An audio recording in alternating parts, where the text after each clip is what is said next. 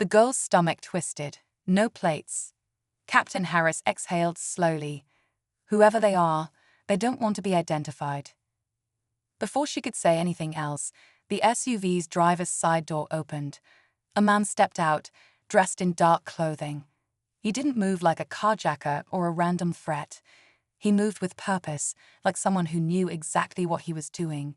He didn't pull a weapon, didn't shout any threats. He just stood there, staring straight at them. Captain Harris didn't hesitate. She unbuckled her seatbelt, hand instinctively moving to her holster. "Stay in the car," she ordered. The girl's breath quickened. "Mom, no. Stay here." Then she stepped out, leaving the girl alone in the car, watching in silent terror as her mother walked toward the unknown man. For a long moment, neither of them spoke. Then the man smirked. "Didn't take you long to figure out something was off, did it?" Captain Harris didn't react. "Who are you?" "You already know," he said. "Or at least you know who I work for." The girl felt a chill crawl up her spine. Her mother's jaw tightened. "You set this up." The man shrugged, his expression unreadable. "Not me. I just follow orders. You, though, you made things messy. Calling your people, asking too many questions." He let out a low chuckle. "You weren't supposed to show up tonight." Captain Harris squared her shoulders. "And my daughter? Was she not supposed to show up either?" The man's smirk faded. "She was a message." The girl's breath hitched. A message? For her mother? Captain Harris' hand hovered near her holster, but she didn't reach for it. "You tell whoever sent you that I got the message loud and clear." The man tilted his head. "And what are you going to do about it, Captain?" Then sirens. Flashing lights. The man exhaled, looking over his shoulder as police cruisers turned onto the street, speeding toward them. "Guess that's my cue." Without another word, he stepped back into the SUV. The girl wanted to scream. "Mom, stop him." But her mother didn't move. She just watched, jaw clenched, as the SUV peeled off into the night, disappearing before the officers could block it in. The girl turned to her mother. "Why did you let him go?" Captain Harris finally looked at her, and for the first time all night, there was something in her eyes the girl didn't recognize. "He was never the one in charge," she said quietly. The girl shivered. If that man was just a messenger, then who was really pulling the strings? The flashing lights bathed the street in red and blue as officers poured onto the scene. The teenage girl sat frozen in the passenger seat, her pulse still racing from what had just happened. Her mother stood beside the car, arms crossed, watching as the officers spread out, too late to stop the SUV from disappearing into the night. An officer approached Captain Harris, his face tight with concern. "Captain, are you all right?" She nodded, but there was a weight in her expression, something unsettled. "I'm fine, but I need every traffic camera in this area pulled now." That SUV had no plates. Whoever they are, they planned this. The officer nodded and rushed off to relay the orders. The girl finally found her voice. "Mom, what happens now?" Captain Harris sighed, running a hand over her face. "Now." She glanced down the street where the SUV had vanished. "Now, I find out who sent that man and why they wanted to send me a message through you." The girl shuddered. She had never seen her mother shaken before. Not like this. It wasn't fear, exactly. It was something deeper. A realization that this wasn't just about a mistaken arrest anymore. This was bigger, more dangerous. Another officer walked over. "Captain, we checked with dispatch. There's still no record of any call about your daughter or a suspect in this area." He hesitated. "And there's something else. The officers who detained her, their body cams were deactivated." The girl's stomach dropped. Captain Harris' face remained unreadable, but her jaw tightened. "Of course they were." The officer looked uneasy. "Do you think this was internal?" Captain Harris didn't answer right away. Instead, she turned and looked at her daughter. "Go home," she said softly. The girl blinked. "What?" "Go home," her mother repeated. "I'll deal with this." The girl shook her head. "Mom, I don't want to leave you here alone." This was about something else. And now, they knew they had messed with the wrong girl. But what would her mother do next? The night air felt heavy, thick with tension that neither officer could escape. Captain Harris didn't raise her voice, didn't make a scene, but the silence that followed her question was worse than any shouting match. The officers, who had moments ago been so sure of their actions, now stood like schoolboys caught in the act. Her daughter watched them, arms crossed over her chest. The cuffs were off, but the marks they left on her wrists still burned. She had been scared before, but now that fear had turned into something else, something sharper, something that wouldn't fade so easily. Captain Harris finally broke the silence. "Let me ask you one more thing," she said, her voice steady. "Would you have treated her the same way if you knew she was my daughter from the start?" The older officer swallowed hard. "Captain, we were just." "Answer the question." Neither of them did, and that was answer enough. A car slowed down at the corner, headlights sweeping over them. A couple of people had stopped on the other side of the street, pretending not to watch, but the tension in the air was impossible to ignore. This wasn't just about one girl being wrongly detained. It was about something bigger, something that had been happening for far too long. The younger officer finally found his voice. "We weren't trying to." Captain Harris turned to him. "Don't finish that sentence." He clamped his mouth shut. The teenage girl glanced at her mother. She could see the battle going on beneath the surface, the need to remain professional, to handle this the right way, while also wanting to protect her daughter from a system she knew too well. "Do you know how many times she's been stopped like this?" Captain Harris asked, directing her words at the older officer now. "Do you have any idea what it's like to raise a child who has to be twice as careful, twice as aware, just to get home safely?" The man shifted uncomfortably. "We were just following procedure, Captain." "Procedure," she repeated, letting the words sit between them. "Tell me, Officer Davis, where in your procedure does it say to cuff a teenager without cause?" He opened his mouth, but no words came. The teenage girl looked between them. She had seen her mother in uniform before, but never like this, never standing between her and the people who were supposed to serve and protect. It felt strange, watching them scramble under the weight of her mother's authority, knowing that if this had been anyone else's child, things might have ended very differently. "Mom," she finally said, her voice quiet but steady, "let's just go."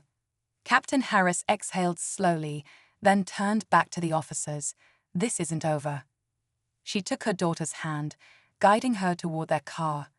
But as they walked away, the girl couldn't shake the feeling that this was just the beginning.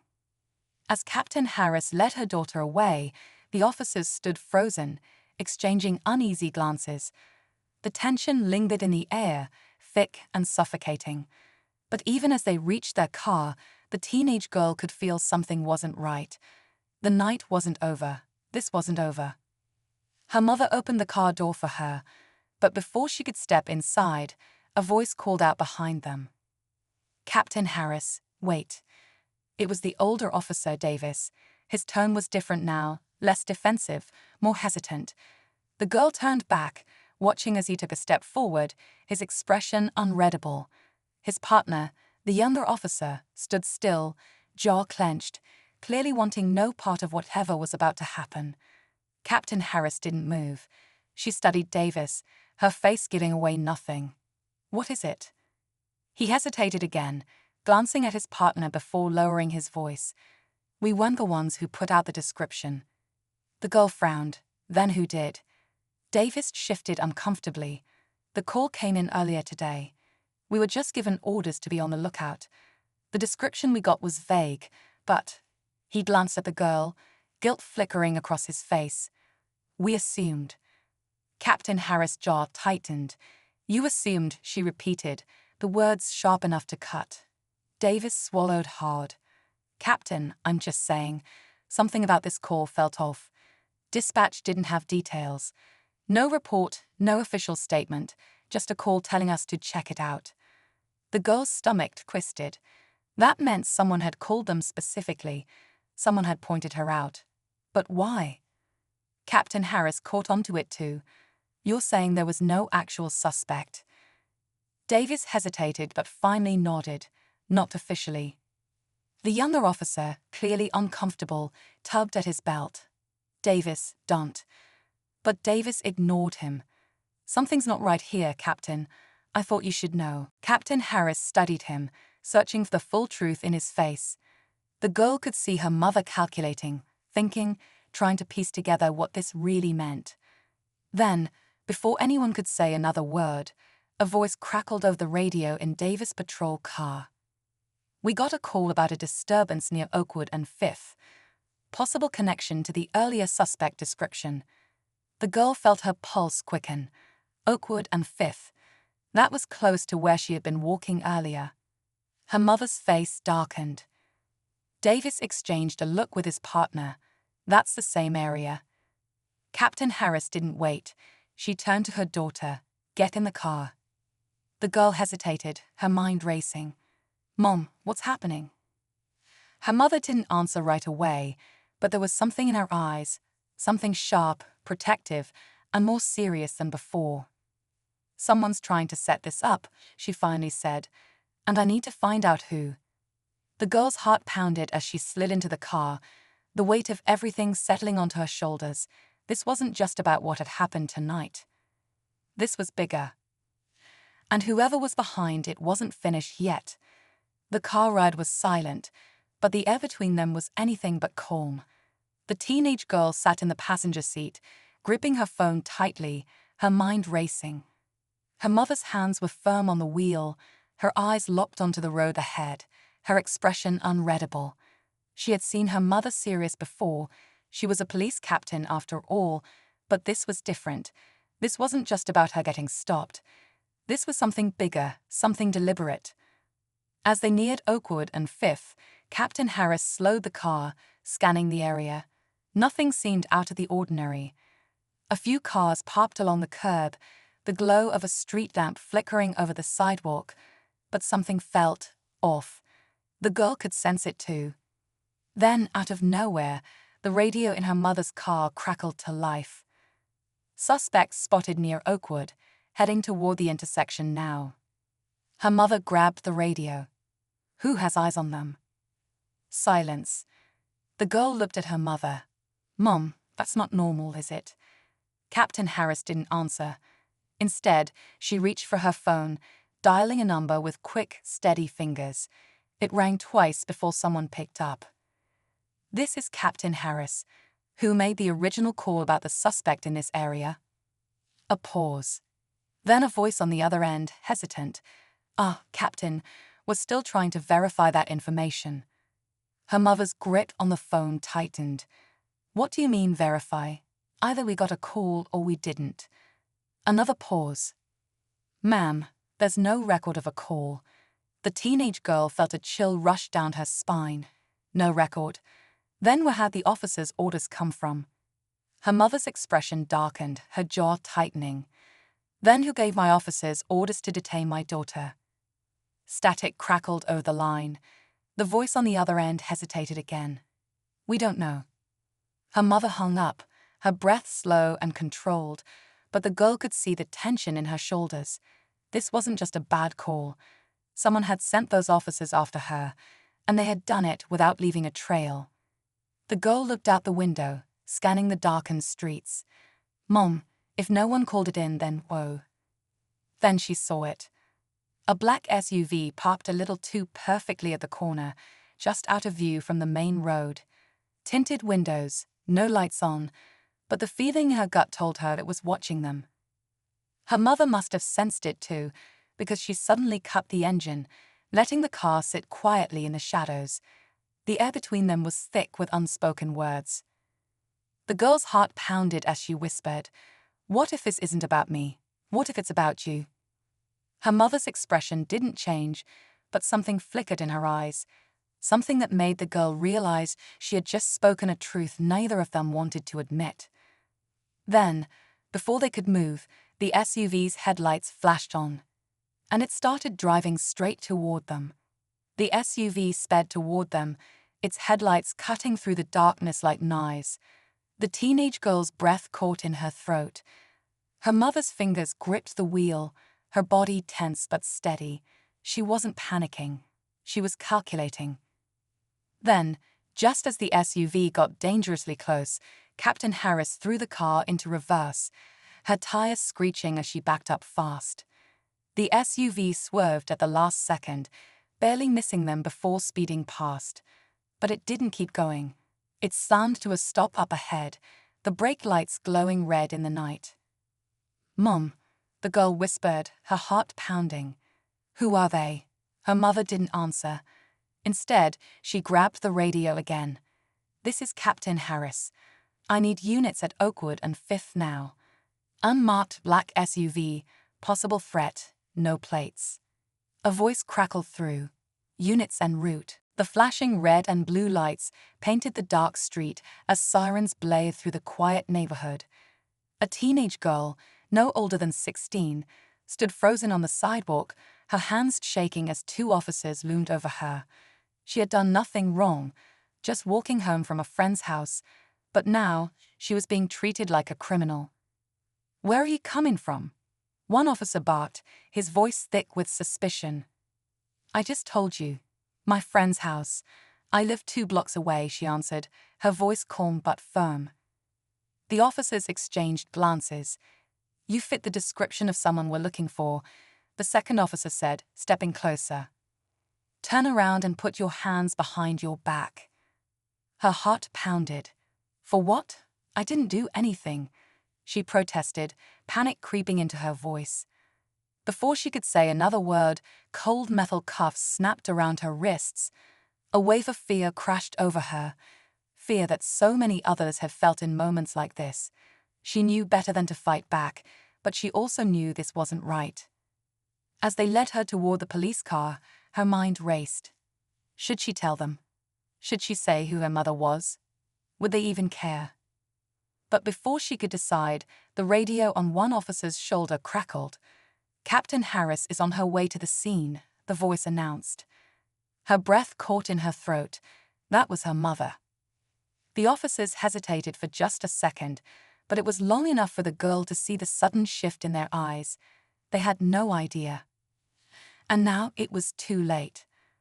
The sound of an approaching car cut through the night, its headlights illuminating the scene.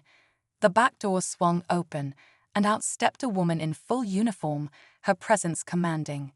The officers stiffened as she approached. "What's going on here?" she demanded, her sharp gaze landing on her daughter in handcuffs. The girl had never been so relieved and so nervous at the same time. She knew her mother wouldn't let this slide. But the question was, what would happen next? The officers stiffened the moment they saw her. Captain Harris moved with the kind of authority that made people step back without her having to say a word. Her uniform was crisp, her expression unreadable, but the fire in her eyes was impossible to miss. Her daughter stood there, wrists still cuffed, her face tense, but holding back the emotions threatening to spill over. For a moment, no one spoke. The weight of the situation pressed down on the night air like a storm about to break. "What's going on here?" Captain Harris repeated, her voice sharper this time. The 2 officers, who had been so confident just moments before, suddenly looked unsure. The older one, the one who had done most of the talking, cleared his throat. We were just questioning her, Captain," he said, his tone careful now. "She matched the description of." Captain Harris cut him off with a look. "Of who? Be specific." The officer hesitated. "A suspect in a recent theft," he finally said. "A theft," she repeated, her voice calm but firm. "And what exactly made you think she was involved?" The younger officer shifted uncomfortably. "Like I said, she matched the description we received." Captain Harris crossed her arms. "And what was that description?" Silence. The 2 officers avoided her gaze, as if suddenly realizing there was no real answer they could give without making things worse for themselves. The teenage girl watched them, her heart still racing, but now there was something else mixed in with the fear, something that felt a lot like anger. Her mother turned to her. "Did they tell you why they were stopping you?" She shook her head. No, they just said I fit the description. I was walking home, Mom. That's it. Captain Harris took a slow breath, her jaw tightening. Take the cuffs off, she ordered. The older officer hesitated for just a second too long. Now. That got them moving. The younger officer fumbled for the key, his hands suddenly clumsy as he unlocked the cuffs. The moment they clicked open, the girl rubbed her wrists, still feeling the cold sting of metal even though they were gone. Captain Harris didn't look away from the officers. You didn't call this in before placing her in cuffs. We're going to. You didn't, she corrected, because if you had, you would have known exactly who she was. You would have known she's my daughter. The officers looked like they wanted to disappear. Tell me, she continued, her voice dangerously calm. What were you planning to do after you put her in the back of your car? Neither of them answered. The girl watched them shift uncomfortably under her mother's gaze. Part of her wanted them to speak, just to see how deep they were willing to dig themselves into this mess. But another part of her didn't need to hear it. She already knew the truth. This wasn't about a theft. Captain Harris gave her a small, tired smile. You're not leaving me. I'm making sure you're safe. The girl wanted to argue, but the look in her mother's eyes told her it wasn't up for discussion. A few minutes later, she was in the back of a squad car, one of her mother's trusted officers driving her home. She stared out the window, her mind spinning. The man in the SUV, the officers with their deactivated cameras, the mysterious missing call, none of it made sense. But one thing was clear. Someone had wanted to send a message, and her mother had gotten it. As the car pulled into their driveway, she exhaled slowly. Maybe this was over for her, but not for her mother. Captain Harris wasn't the type to let things go. And whoever was behind this, they had just made a mistake. Because now they had her full attention.